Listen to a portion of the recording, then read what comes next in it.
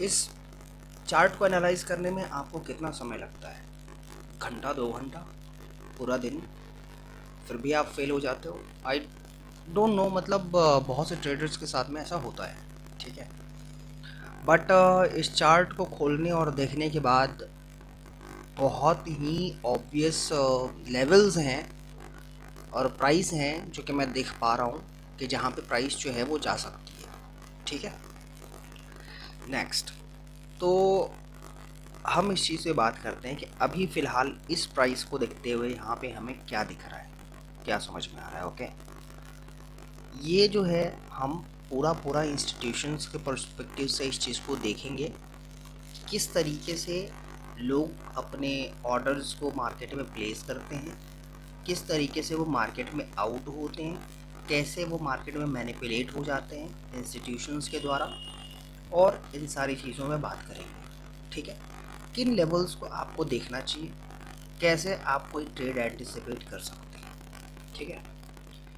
सो सबसे पहले इस मूव को आप देखो, ये है बुलिश मूव, ठीक है। ऑब्वियस सी बात है, जो लोग इस मूव को देख रहे हैं वो मार्केट में बाय करेंगे, क्या। सो इस मूव के बाद यहाँ देखो, ये 4 आवर्स का चार्ट है, ओके।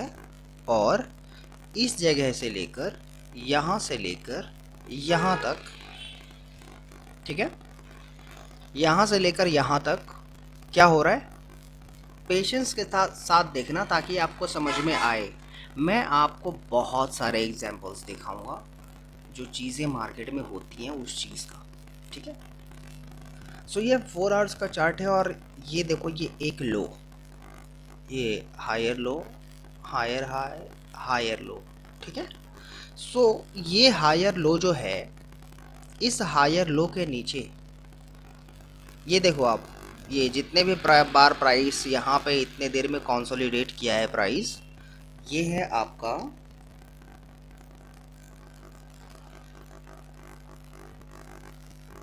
9 दिनों का प्राइस है। ये 9 दिनों तक इसने 9 दिनों तक इस एक लेवल को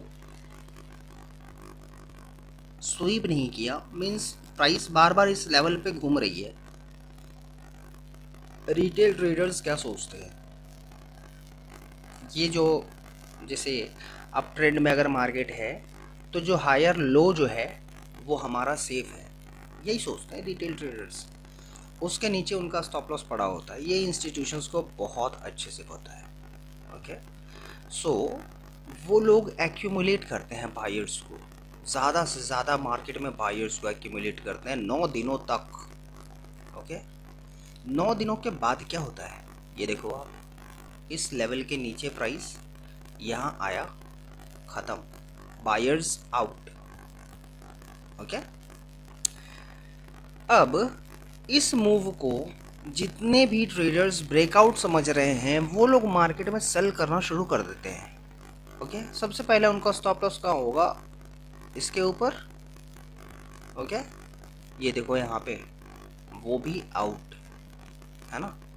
या फिर मान लेते हैं कि जिन्होंने भी यहाँ पे इसके ऊपर अपना स्टॉप लॉस रख लिया था वो लोग बच गए, चलो उन्होंने थोड़ा प्रॉफिट बना लिया, ठीक है। बट इस मूव को देखने के बाद क्या लगता है आपको, अब तो वो लोग यही सोचेंगे ना, क्योंकि हायर लो जो है ये हायर लो क्योंकि अब ब्रेक हो चुका है, मार्केट जो है वो अब सेल करेगी, बिटकॉइन जो है वो नीचे आएगा। तो वो लोग क्या करेंगे, इस मूव को देखते हुए मार्केट में वो लोग सेल करेंगे, ठीक है। पहला स्टॉप लॉस यहाँ, यहाँ के बाद यहाँ, यहाँ, यहाँ और यहाँ, ये सारे के सारे ख़त्म। ये देखो क्या हो रहा है यहाँ पे, आपके स्टॉप लॉसेस के पीछे ही है मार्केट और उसी को कहा जाता है लिक्विडिटी, ओके। सो लिक्विडिटी को समझना बहुत ज़्यादा ज़रूरी है। अगर आप लिक्विडिटी को समझोगे, अगर आप लिक्विडिटी को समझोगे तो आपको पता होगा कि ये जो कंसोलिडेशन चल रहा है, ये कंसोलिडेशन इसके नीचे प्राइस जाएगा, क्यों, क्योंकि देखो आप यहाँ पे एक इनएफिशिएंसी है, यहाँ पे प्राइस में एक गैप है,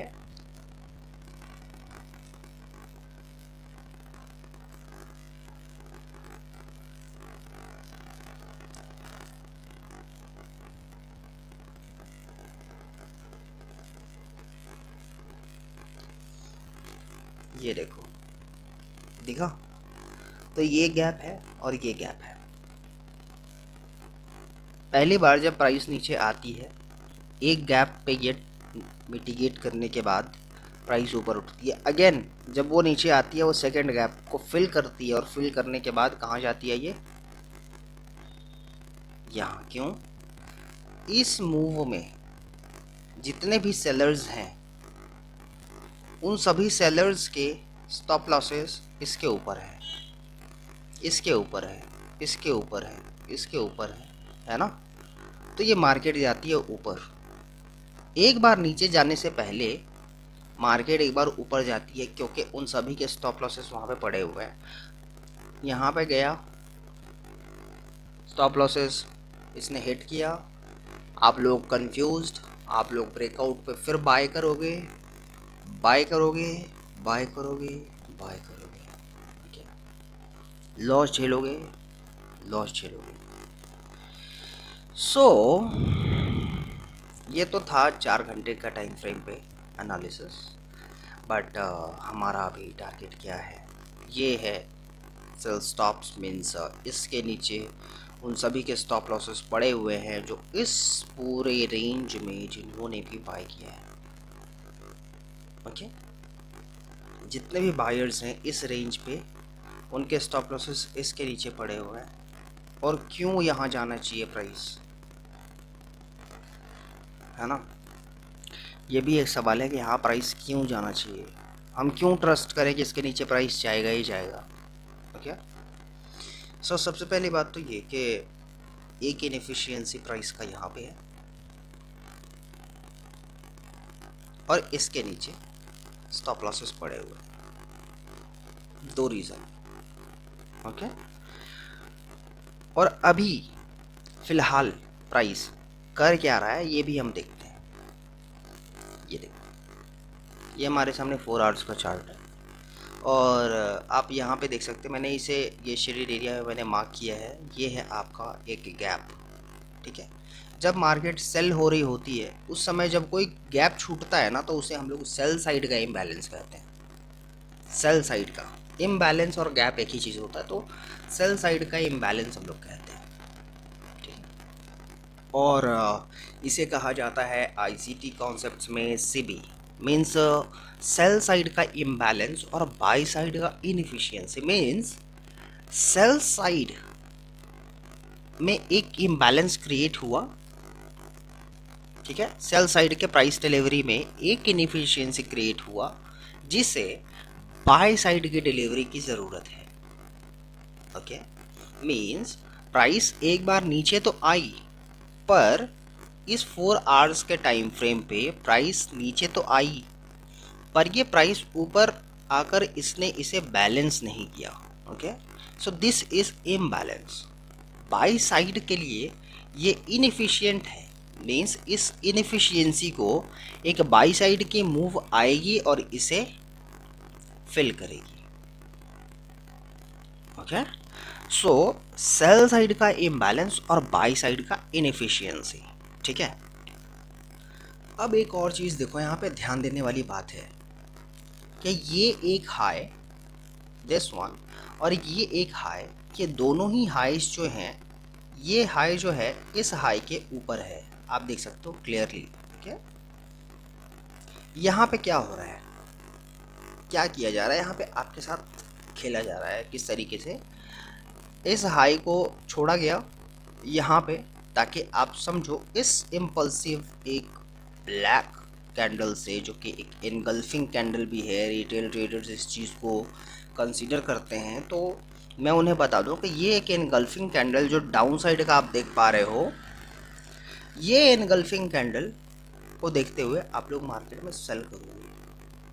और क्योंकि इसने इस प्राइस लेवल को ब्रेक नहीं किया, अब ये आपके लिए रेजिस्टेंस है, तो आपका स्टॉप लॉस हो सकता है इसके ऊपर ना हो, पर इसके ऊपर ज़रूर होगा।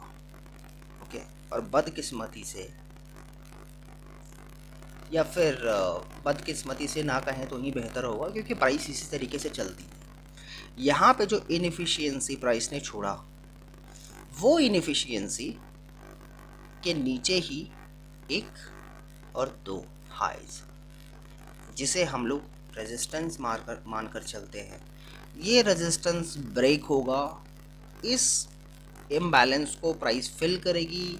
अगेन इसके और इसके ऊपर जितने भी सेलर्स के स्टॉप लॉसेस होंगे वो सभी हिट हो जाएंगे, सेलर्स आउट हो जाएंगे, ब्रेकआउट बायर्स बाय करेंगे और वहाँ से मार्केट सेल करेगी, और ये होगा हमारा टारगेट बिटकॉइन यूएस डॉलर का। ओके, सो ये है हमारा minor, not sell stops, this is minor sell stops, क्योंकि इसके नीचे भी आपके स्टॉप लॉसेस, आपके और भी एरियाज हैं जहां पे हम अपना टारगेट रख सकते हैं। अगर प्राइस यहाँ इसको ब्रेक करने के बाद यहाँ से रिएक्ट करती है, we can consider buying for short term, but यहाँ इसके नीचे प्राइस आने के बाद हम वहीं पे मार्केट को रीड करेंगे कि अब जो है वो प्राइस क्या करना चाह रही है, क्या इसे नीचे जाना है या ऊपर जाना है, तो उस हिसाब से हम लोग सोचेंगे। ठीक है, फिलहाल प्राइस जो है वो बाय ऑर्डर्स एक्यूमुलेट कर रही है। एक लंबे टाइम फ्रेम पे आप देख सकते हो 4 आवर्स का लो यहाँ है और हाई यहाँ है। तो आप सभी जानते हैं कि higher high, higher low, higher high. Okay, तो ये जो हायर लो है, ये higher low must be safe if it's running in up trend. तो यहाँ पे बाय ऑर्डर्स एक्यूमुलेट किए जा रहे हैं, जितने भी बायर्स हैं उन सभी के यहाँ पे ऑर्डर्स इकट्ठे किए जा रहे हैं, और मैं वेट कर रहा हूँ कि ये एक लेवल और ये एक लेवल, एटलीस्ट ये दोनों ये नीचे हिट हों और उसके बाद मार्केट में हमें बाय देखने को मिले। एल्स जब ये नीचे इसके हिट होगी तो हम वहाँ पे प्राइस को रीड करेंगे कि अब प्राइस क्या करना चाह रही है। Okay, every time it is going for stop losses. Here here see, यहाँ पे इस हाई के ऊपर इसने ये देखो स्वीप फॉल।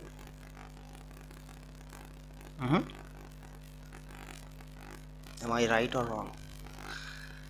आप इस चीज़ को प्राइस में हर जगह हर एक चार्ट पे देख सकते हो।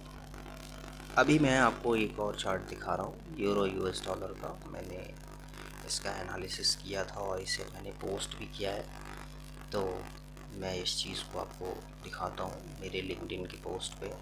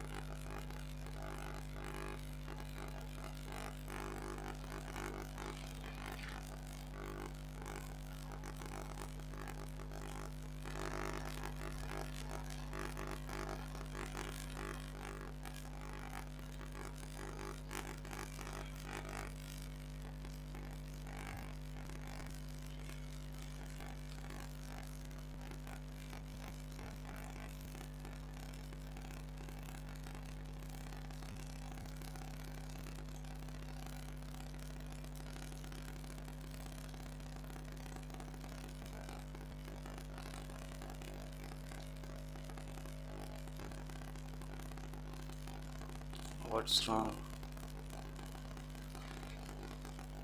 ये है वो सेकंड पोस्ट जो मैंने किया था प्राइस मिटिगेट हो जाने के बाद, और प्राइस मिटिगेट होने के पहले भी मैंने पोस्ट किया था।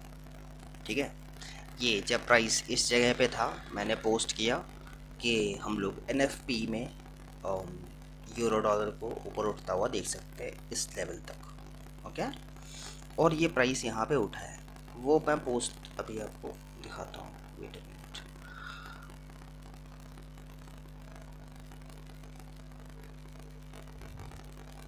ये रुचिर गुप्ता एक हैं। ओके, ये ट्रेडर्स बनाते हैं लोगों को। इन्होंने बात किया है कि 80% success comes from psychology, but इन्होंने ये नहीं बताया कि किस तरीके से आप अपने साइकोलॉजी को बेहतर कर सकते हैं। तो प्रॉब्लम तो हर कोई जानता है, पर उसके सॉल्यूशन पे बात करो तो अच्छा होता है ना। ये देखो euro dollar NFP analysis, okay. ये यहाँ पे मैंने उसी दिन मार्क किया था लेवल्स को। ये हाई प्रोबेबिलिटी स्वीप एरिया, ये यहाँ पे हम लोगों ने, ये है हमारा पोस्ट, और बात किया था इस पे कि हम लोग इस हाई को स्वीप होता हुआ एक्सपेक्ट कर सकते हैं एनएफपी पे, ओके। एडीपी, एनएफपी और एनएफपी अलग चीज़ें होती हैं और बहुत इम्पॉर्टेंट है आपका इस चीज़ को जानना, तो कभी और इस चीज़ पे बात करेंगे। सो यहाँ पे भी वही चीज़ है, सेम चीज़। देखो ये गया ऊपर, नीचे आया आया आया आया, और कहाँ तक गया ये देखो, इसके नीचे।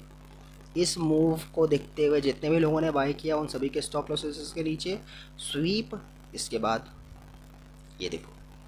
क्या लग रहा है आपको यहाँ पे क्या हो रहा है? यहाँ पे सेल ऑर्डर्स एक्यूमुलेट हो रहा है। क्यों? इसके नीचे जैसे ही प्राइस ब्रेक होता है,